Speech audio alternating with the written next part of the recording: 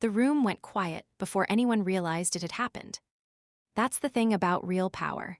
It doesn't announce itself. It doesn't need to. The air simply changes, the way pressure shifts before a storm rolls in from the mountains, silent and absolute and impossible to ignore. Crystal glasses stopped moving. Conversations collapsed mid-sentence. Every diplomat, every donor, every decorated officer inside that White House reception hall turned in the same direction, toward the man who had just laughed and toward the woman he had laughed at. I stood there watching my father's face drain of color in real time. Senator Richard Whitmore, decorated Vietnam veteran, nearly 4 decades in public office.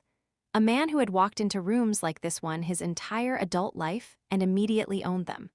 A man whose handshake could shift votes, whose smile could fill auditoriums, whose voice had argued policy on the Senate floor for so long that it had become part of Washington's permanent furniture. A man who had never once looked at me the way he was looking at me now. Not with pride, not with recognition, with something far more complicated and far more painful. He looked like someone who had just discovered, at the very last possible moment, that he had been reading the wrong map for 40 years. But you need the whole story to understand that moment. You need to understand how I ended up inside the White House wearing a Navy uniform while my own father introduced me to donors as a disappointment dressed in dress blues. My name is Margaret Calloway. I was 48 years old the night this story reaches its turning point, and I had spent more than 2 decades serving this country in ways that very few people were ever permitted to know about. My work existed in the spaces between what's reported and what's true, in the gap between what governments say publicly and what they quietly depend on. I wore a uniform. I held rank. Beyond that, the details were not mine to share. The morning of the White House event started the way every duty morning started, before sunrise, before the city remembered it existed. I stood at my kitchen window in my townhouse outside Arlington with a cup of coffee going cold in my hands, watching the early light settle over the neighborhood like a careful thought. Modest house. No chandeliers, no imported furniture. Books, framed photographs, a pair of worn running shoes by the front door. A life that looked, from the outside, like it belonged to someone ordinary. On the counter sat an envelope bearing the White House seal. I had read it 6 times since it arrived 2 weeks earlier, not because the words changed, but because some things require repeated contact before they feel real. The president was hosting a national security recognition, gathering small, selective, carefully designed military leaders, senior intelligence officials, veterans whose contributions had never been publicly acknowledged, and for good reason, never would be. People whose names appeared in classified briefings, but not in newspaper columns. I was one of them. I should have felt something uncomplicated about that. Pride, maybe, satisfaction. Instead, I felt the low particular dread that only one thing in my life had ever reliably produced. My father was going to be there. Senator Richard Whitmore never missed an event that involved cameras, influence, or the gravitational pull of Washington power. And I hadn't spoken to him in nearly 4 months, which wasn't unusual. Our relationship had been strained for so long that strained had simply become our baseline, the emotional equivalent of a wound that never quite healed but also never quite killed you. You just learned to carry it. I had been learning to carry it since I was a child. My brother Thomas had always understood our father intuitively, the way some people naturally read rooms or learn languages. Thomas was magnetic. He walked into gatherings and immediately became the center of them. He told stories that made strangers feel like old friends. He chose law, became a partner at 34, bought a house with a wraparound porch, married a woman our father adored on sight. Every milestone Thomas reached was met with a party, a speech, a phone call, an announcement at the dinner table that began with your brother, and ended with pride so thick you could practically taste it. I joined the Navy. My father folded his newspaper. I still remember the specific quality of that silence. I was 22 years old. I had just accepted my commission and driven 3 hours to tell him in person because the moment felt significant enough to deserve it. I expected questions. I expected something. What I got was a newspaper, folded in half in a single sentence. Politics shapes the world, Margaret. Soldiers just carry out the decisions. He wasn't being cruel. That was the worst part. He genuinely believed it. He had built an entire worldview around visibility and recognition and the theater of influence, and anything that existed outside that theater simply didn't register as real achievement. That sentence settled into me the way cold settles into old houses, through every small gap, into every corner, until you stop noticing it because it's just part of the temperature. My mother was different. Eleanor Calloway understood people the way certain musicians understand silence, not by filling it, but by listening to what it contains. She saw abilities in me that I hadn't named yet. She saw the person I was becoming long before I could see it myself. When my father dismissed something I'd accomplished, she had this quiet way of reminding me why it mattered anyway. Your value isn't measured by who applauds, she used to say. Do the work with integrity. Let the evidence speak for itself. Simple words, possibly the most important words anyone has ever said to me. She passed away from cancer 9 years before the night I'm describing. And after she was gone, whatever fragile architecture existed between my father and me lost its cornerstone. There was no longer anyone standing in the middle, no translator, no bridge builder, no one to remind him that I was more than the version of me he had decided to see. By 8 that morning, I was in full Navy service uniform. I checked every detail the way I had checked every detail for 26 years. Shoes, ribbons, posture, bearing, not out of vanity. Out of the deep particular discipline that becomes indistinguishable from character after enough years. Washington was already moving when I left. Traffic, tourists, the specific energy of a city that runs on importance and never fully sleeps. As the car approached the White House complex, I found myself thinking about my mother, about what she would have made of this day. She would have appreciated the irony with that quiet smile of hers. The daughter everyone overlooked, summoned to the most important address in the country. Security processing took time. Multiple checkpoints. Credential verification. The ordinary machinery of extraordinary places. Eventually, I entered the reception hall, which was elegant in the specific way that Washington does elegant, understated enough to signal confidence, substantial enough to remind you exactly where you are. Military officers, diplomats, veterans in suits carrying the posture of service even when they weren't in uniform. White House staff moving through the room with practiced invisibility. I heard my father before I saw him. The laugh landed first. I'd grown up with that laugh, confident and warm and perfectly calibrated for maximum social radius. The kind of laugh designed to make everyone within earshot feel included, feel welcome, feel like they'd been let into something. I turned. There he was, silver-haired and immaculate, surrounded by donors and colleagues. A man so completely in his element that he seemed to generate the room around himself rather than occupy it. One of the donors noticed me approaching. "Senator, is that your daughter?" My father looked over, our eyes met. For one suspended moment, I held the entirely irrational hope that this time would be different. He smiled. "That's my girl, a beat. She's just a Navy secretary." The donors chuckled. Politely. Not cruelly, they were simply following his lead the way people always follow the lead of the most powerful person in the room. My father laughed too, and the moment folded itself into the general conversation and disappeared. I stood there for exactly 1 second. Then I smiled, nodded, and walked past them. I had been training that response for decades. The controlled expression, the graceful pivot, the ability to absorb impact without visibly absorbing it. The Navy had sharpened those instincts to a fine edge, but they had started long before the Navy. What I felt wasn't anger. Anger had long since burned itself out on this particular topic. What I felt was something older and quieter, the specific grief of being seen inaccurately by the one person whose accuracy should have been guaranteed. I accepted a coffee from a passing staff member and positioned myself near a quieter stretch of wall. A handful of military officers were gathered nearby. We exchanged professional greetings.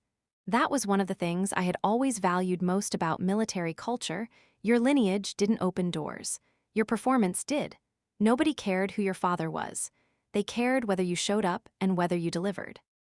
Across the room, my father was holding court. I found myself thinking about a conversation from years earlier, a family gathering at Thomas's house, shortly after I returned from an 8-month overseas assignment. The details of that assignment were classified. The work had been critical, exhausting, and completely invisible to everyone outside a very small circle of people with the appropriate clearances. At dinner, a family friend asked what I had been doing. Jay. Before I could answer, my father said, "Oh, Margaret's work is all classified." A small, practiced laugh usually means paperwork. Everyone chuckled. I laughed too. Later that night, after everyone had gone, I finally said what I had been swallowing for years. "Dad, why do you always do that?" He looked genuinely confused. Do what? Treat everything I do as though it barely qualifies. His expression hardened. I don't minimize anything. Every time someone asks about my work, you dismiss it before I can answer. His response came without hesitation, the answer of a man who had rehearsed this belief so long it had become fact. You chose a career nobody understands. And that was the end of it. You chose a career nobody understands. What he never grasped, what I had gradually learned to carry as both burden and private source of meaning, was that the less people understood my work, the more essential it often was. The most important rooms I'd ever sat in were the ones no one knew existed. I was still turning that thought over when the room changed. Secret Service agents shifted position. The subtle, practiced repositioning of people who never fully relax. Nearby conversations dropped in volume without anyone deciding to lower them. Posture straightened across the room in a wave. The president had arrived. I had been in the presence of senior officials before, cabinet members, admirals, agency directors. But a president carries something different. Not demand, exactly. Something more fundamental. The room doesn't just respond to him, it reorganizes around him. He moved through the gathering, exchanging greetings, pausing to speak with governors and senators. I expected him to remain anchored in that orbit, the political center of gravity pulling the most powerful names in the room toward each other. Then the chief of staff leaned close and said something quietly.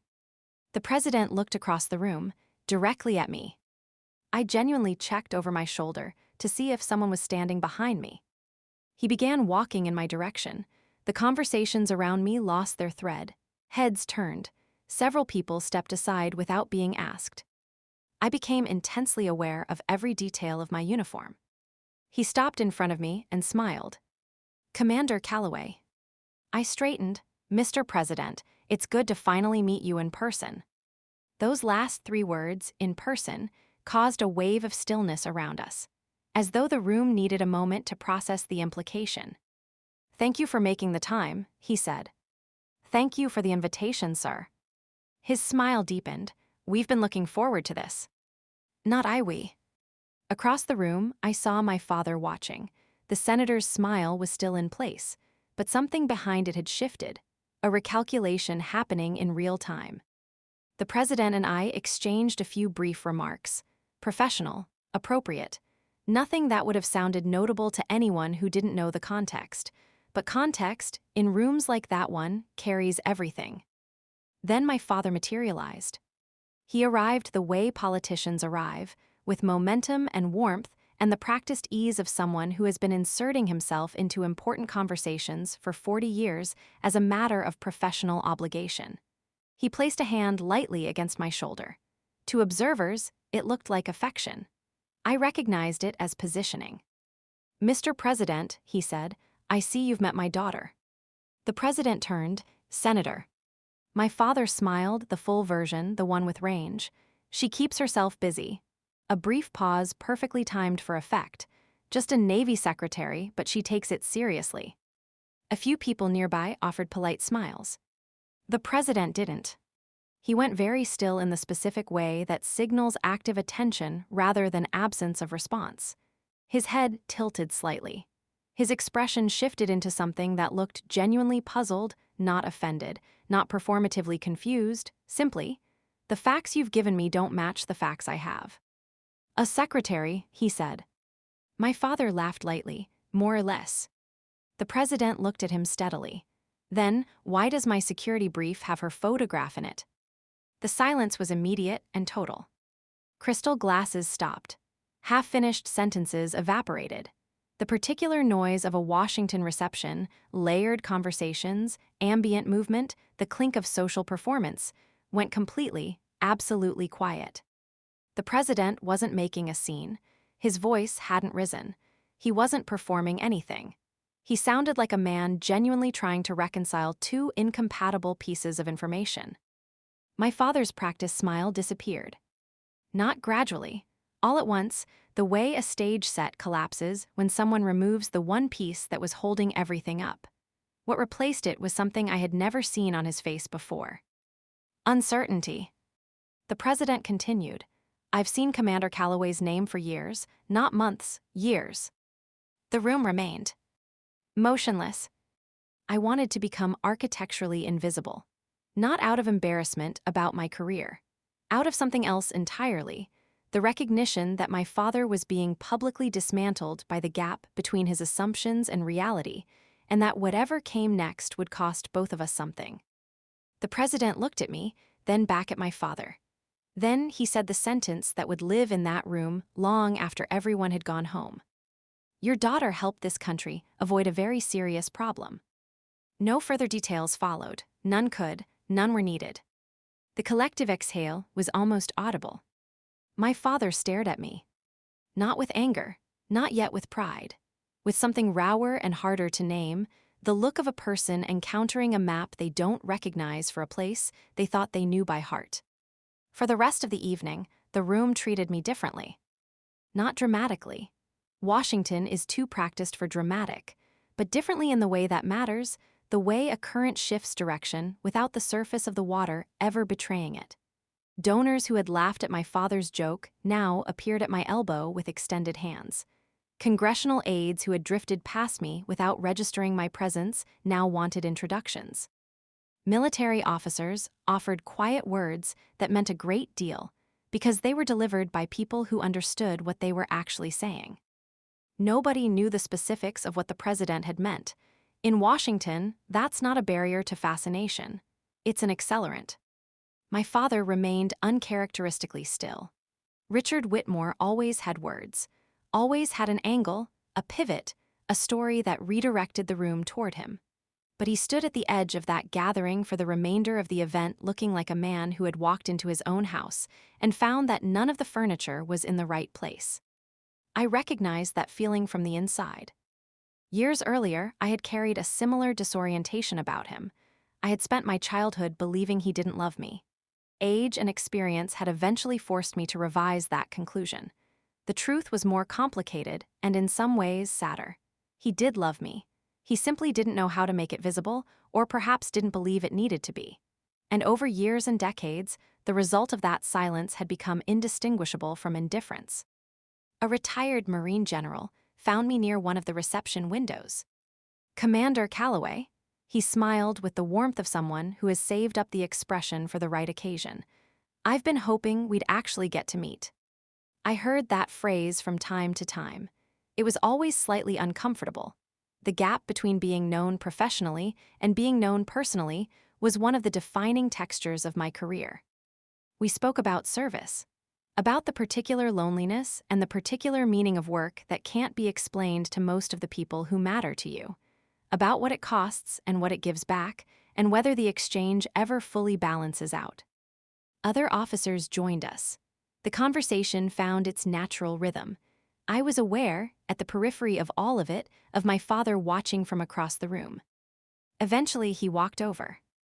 A retired admiral in our small circle recognized him immediately. Senator, you must be proud. My father paused, just long enough. Proud of what exactly? The admiral blinked. He had clearly assumed a baseline of knowledge that didn't exist. Of your daughter, sir, the work she's done.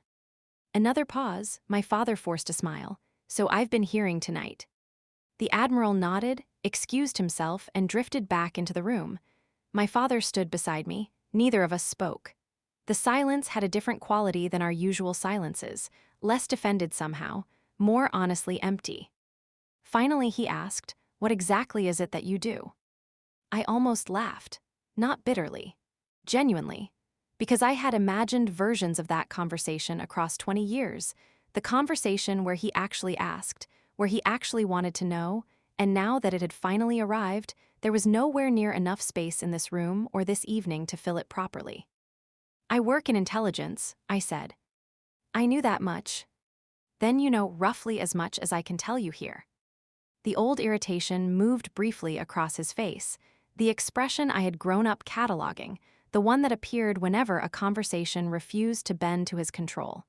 But it faded faster than it used to, as though, for once, he had decided to let it go. That was new. Near the end of the reception, the White House Chief of Staff stepped to the front of the room. Conversations settled. The Chief of Staff thanked the assembled guests, recognized veterans, acknowledged military leaders.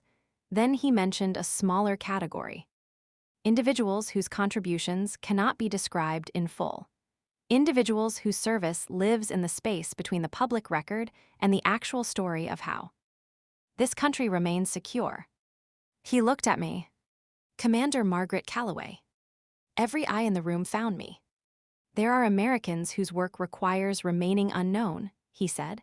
"Sometimes the best service is the kind that leaves no public trace. Tonight we want to acknowledge one of those individuals." A pause. "Because of her service, American lives were protected." The applause started before he finished. Then people began to stand. Military officers first, then veterans, then government officials, then staff. A standing ovation in the White House reception hall for something that would never be named, for work that would never be fully explained, for a career that had existed largely in classified rooms and protected silence. I stood frozen, grateful, overwhelmed, deeply uncomfortable in the specific way that recognition has always made me uncomfortable, because in my world, success looks like not being noticed. The less your name circulates, the better you have probably done your job. And then I looked for my father. He wasn't clapping. Not because he disapproved, not because he was angry. He wasn't clapping because he had gone somewhere else entirely behind his eyes. He was staring at me with the specific expression of a person who has just discovered that a book they thought they knew well has chapters they never opened. Chapters that change the meaning of everything that came before them. That look hurt more than 40 years of dismissal. Because dismissal, at least, contains a kind of certainty. What I saw on his face in that moment was something altogether more devastating: a father realizing he might not know his own daughter at all. The ovation lasted less than a minute. For both of us, it lasted much longer. The event concluded just before 9. Guests gathered coats and exchanged final handshakes. I was moving toward the exit when I heard his voice behind me. "Margaret." I stopped, turned. He stood alone, no donors flanking him, no aides nearby, no audience of any kind. Just a 72-year-old man standing in a room that was slowly emptying around him, looking more uncertain than I had seen him in my entire life. "We need to talk." Those words were at least 2 decades overdue, possibly 4. We found a quiet seating area on the White House grounds. The night air was cool. The city glowed beyond the perimeter fencing. For a long moment, neither of us said anything. My father spoke first. "I didn't know." I waited. "I didn't know the president knew your name." He exhaled slowly. "I didn't know those officers looked at you that way." A pause. "I didn't know any of it." I finished the sentence he was circling. "You didn't know me." The words hit the air between us and stayed there. He didn't argue, didn't reframe, didn't pivot to context or qualification. For possibly the first time in our shared history, he simply accepted what I had said as true. The silence stretched and stretched. Then something broke open in me. Not rage, not bitterness. Something more honest and more exhausting than either of those, the grief of a daughter who had been waiting, across decades, to be seen. "Do you know how many times I was promoted?" He frowned. "No." "Do you know where I was deployed after September 11th? "No." "Do you know how many times I was overseas? How many holidays I worked? How many events I missed because I was in places I couldn't name, doing things I couldn't describe?" He shook his head slowly. The senator, the decorated veteran, the man who had built a career on knowing things, on being the most informed person in any room, shaking his head. I continued because I needed to, Not for revenge, for truth. Every time something happened in my career, I waited. My voice was steady. I had waited long enough that steadiness came easily. I waited for you to ask, you never did. When I made lieutenant commander, you missed the ceremony. When I received a commendation after my longest deployment, you sent a text message. I paused.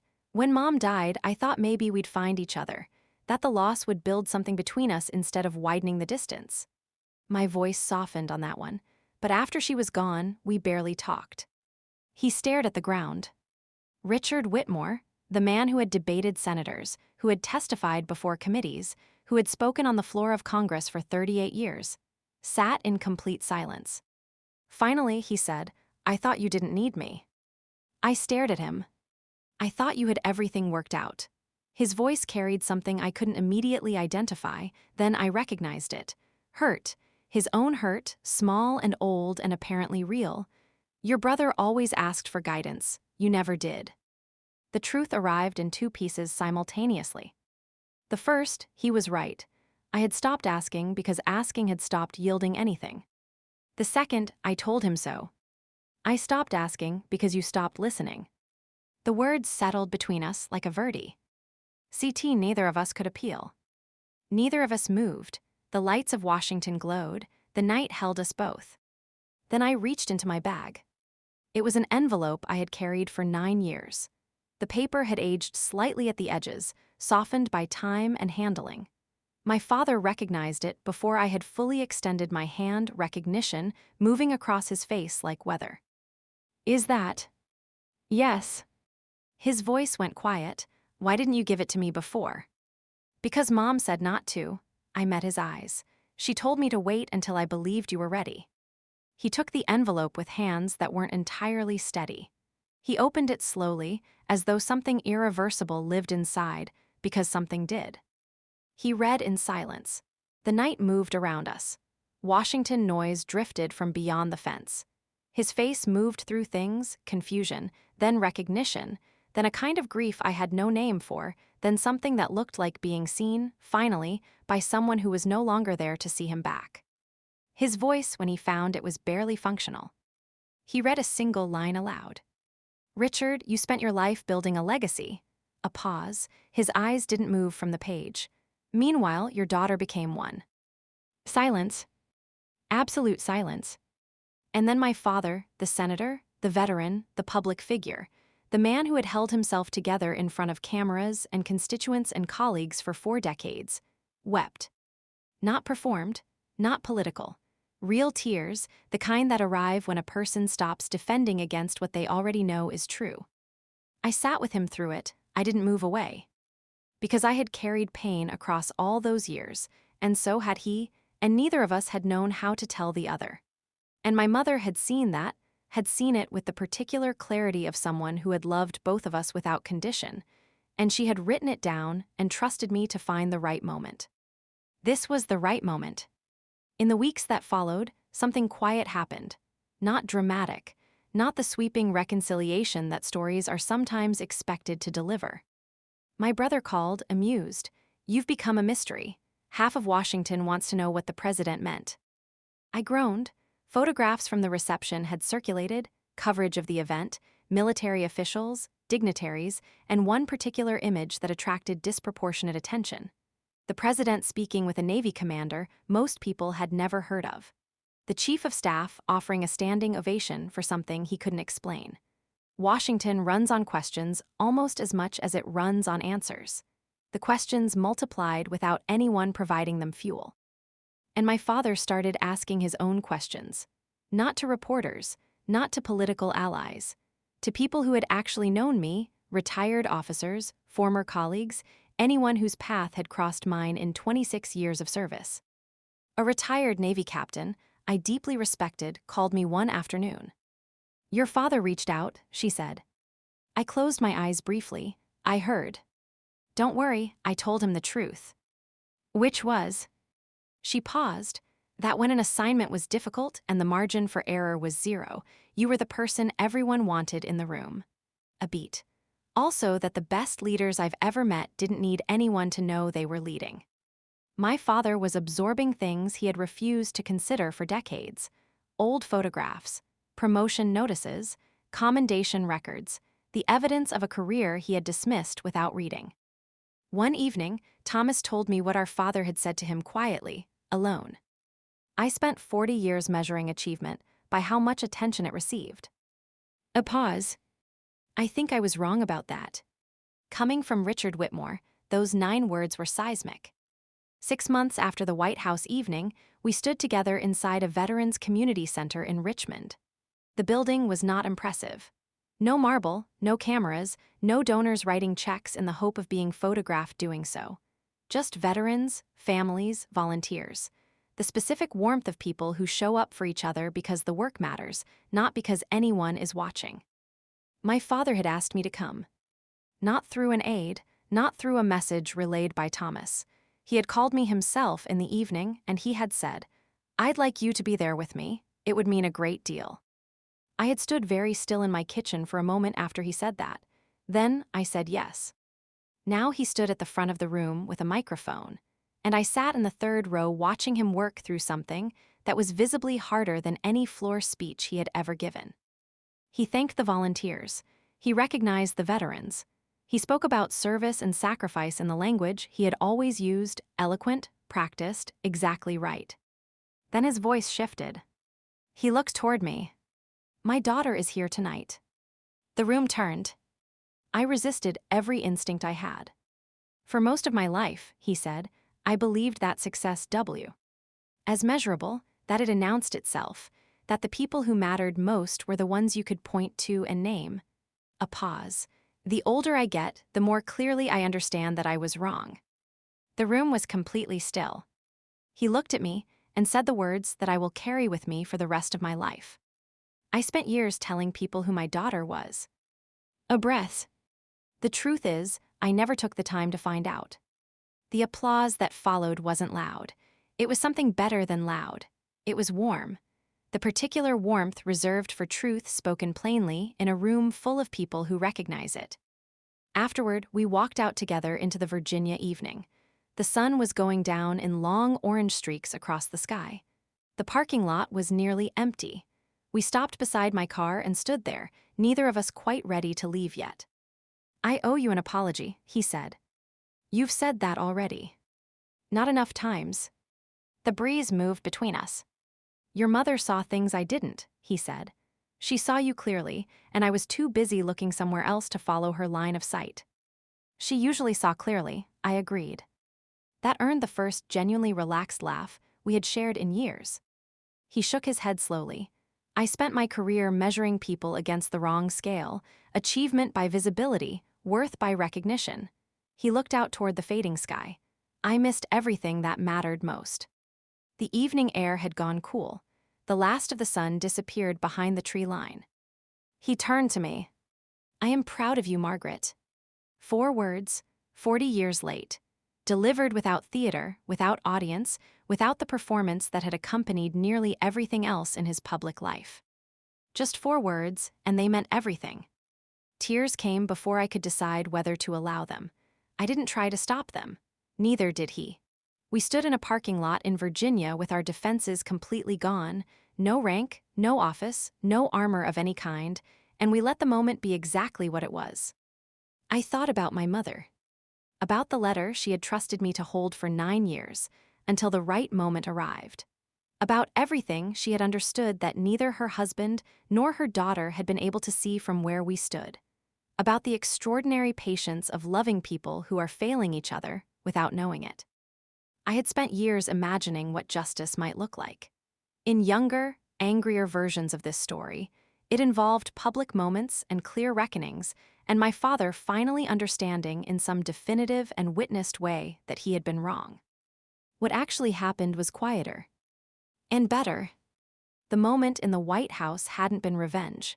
It had been reality. The particular mercy of truth arriving before it was too late. I hadn't arranged it. I hadn't engineered it.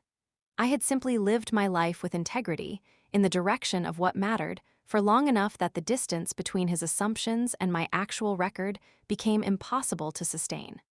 Success had closed the gap. Patience had closed the gap. Decades of showing up in secret rooms and on classified assignments and in the quiet, unreported machinery of national security had done what nothing else could have. And standing in that parking lot, I understood something my mother had probably known for years. The greatest victory wasn't any single moment, not the president's question, not the standing ovation, not the letter. The greatest victory was this: two people who had spent decades talking past each other, finally, talking to each other instead. The people we love don't always become who we expected them to be. Sometimes, if we are lucky enough and patient enough and honest enough to keep the door open, they become something better. But we can only see that if we're willing to look before the moment passes. If this story brought someone to mind, a parent, a child, a sibling, a person you've been meaning to call, I hope you'll make that call. Not tomorrow, today. Because the people we've been overlooking are still there, waiting to be seen. And the people who have been overlooking us are sometimes closer to changing than we know.